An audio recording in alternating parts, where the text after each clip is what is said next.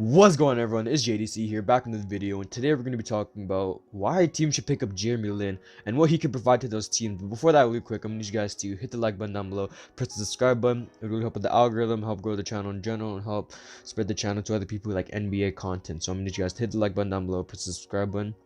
And before we get into the video, I'd like to give a shout out to my boy J Hood. This guy's been helping me with my channel recently, and he's a huge supporter of my channel, giving me advice on how to run my channel, how to stop stuttering and stuff. So I'm gonna give a huge shout out to my guy J Hood, really genuine and great content creator on the Houston Rockets. So I'm gonna leave a link to his channel down below if you guys want to check him out. Genuine content creator, one of the most loyal Houston Rockets fans. So yeah, appreciate you Jay. But with all things said, let's get into the video. So Jeremy Lin, I feel like he still has some gas left in the tank. Like, this guy was balling in the G League, averaging 16 points per game. His shooting splits were pretty okay, except for from the free throw line, like shooting 52% from the field and then 45% from three, which is a huge improvement from when he was in the NBA. But we got to take into account that's the G League, so I'm not saying that the G League is any worse than the NBA. Is that, like, the competition there is kind of a little bit less competitive. So, and then from the free throw, only shooting 50%, which is something he needs to work on. 50% from the free throw line is unacceptable. Only making one or two at the line is kind of trash. So that's something he can improve on. But other than that, he was averaging 6 assists per game, which is one of his strong suits in his game, where he's actually a pretty good playmaker. I remember in his New York days, he would run the pick and roll with Tyson Chandler really well. It was the game against the Lakers where he dropped 38, where he had these back-to-back plays where Tyson Chandler would set the screen, and Lin would use the screen, and then Tyson Chandler would roll to the basket for an easy lob. So he could run the pick and roll really well, play around the pick and roll really well. So yeah, so what Lin can provide to any team basically is he can give them a veteran experience off the bench. And I feel like that'd be kind of really valuable to teams such as, like, not technically like Minnesota, kind of like Minnesota if they trade Ricky Rubio, OKC, like, those are the two teams that come to mind when they need veteran experience. The Cavs could use veteran experience off the bench, kind of mentor Sexton and Darius Garland there. But yeah, he gives them a really good veteran experience. And for someone that's been to the playoffs, even though he's only averaged like 27, actually not 27, he only played 27 minutes in the playoffs, he still could be someone that could give mentorship to the young guys. So other than that, he can shoot the three ball really well. In the G League this season, shot 45.5% from three, which is a huge improvement from his last seasons in the NBA. Like in 2018 with the Raptors, he only shot 20% from the three. With the Hawks in 2018, shot 33%, which is actually not that bad.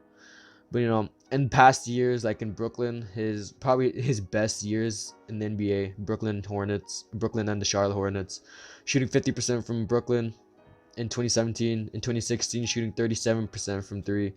On the Hornets, shooting 33.6% from three. So over his career, only averaging 34.2, which is actually pretty average for a 3-point percentage. So he can shoot the three ball really well. His inside game is pretty okay too. He can drive the ball really well. Back in his New York days, he'd have those reverse layups.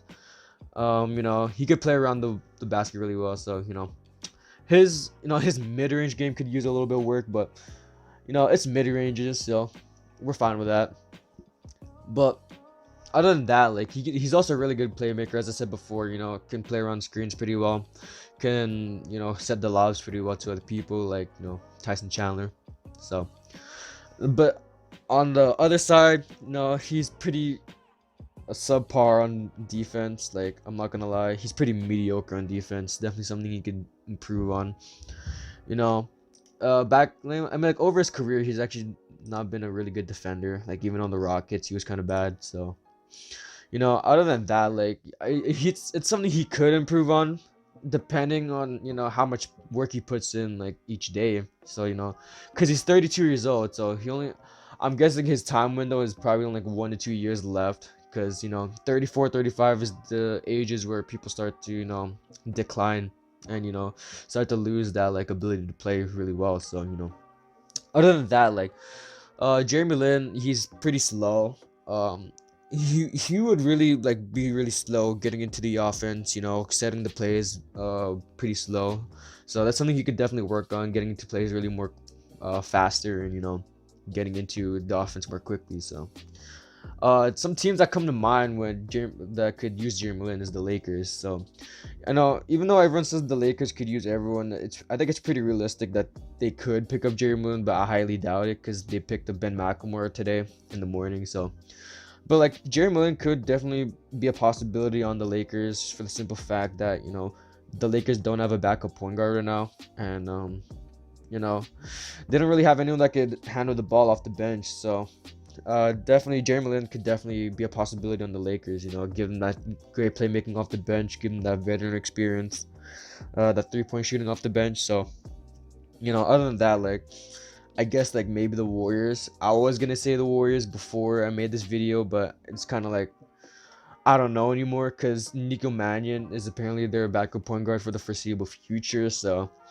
you know, um, I still think he could make the Warriors, or the Warriors could get him, but it'd probably be like putting Lin at the point guard and then Nico Mannion at the shooting guard. So, but I highly doubt that the Warriors do that. So, other than that, like I'd like to see a reunion on the Knicks, because if I'm not mistaken, they don't have a point guard off the bench. So Jeremy Lin could definitely give them that veteran experience off the bench, and give them the playmaking they need off the bench. So also a Linsanity reunion in New York would be so sick. So yeah, I'd definitely like to see my boy back in the league. This guy's definitely repping Asian pride in the NBA. One of my inspirations playing basketball growing up. So definitely respect to Jeremy Lin. He's had such an amazing career. His Linsanity days were the highs of his career, and it was so enjoyable to watch. But you know this guy definitely deserves a second chance in the NBA. Definitely someone that could give a team really valuable veteran experience, 3-point shooting and playmaking. So this guy definitely deserves to be picked up by a team, can give them a lot of stuff on offense, and just got to work on his defense. So if you guys liked the video, drop a like down below, hit the subscribe button, really help with the channel, help grow the algorithm, and spread to other people who like NBA content. So I need you guys to hit the like button down below, hit the subscribe button, and I'm out. Peace.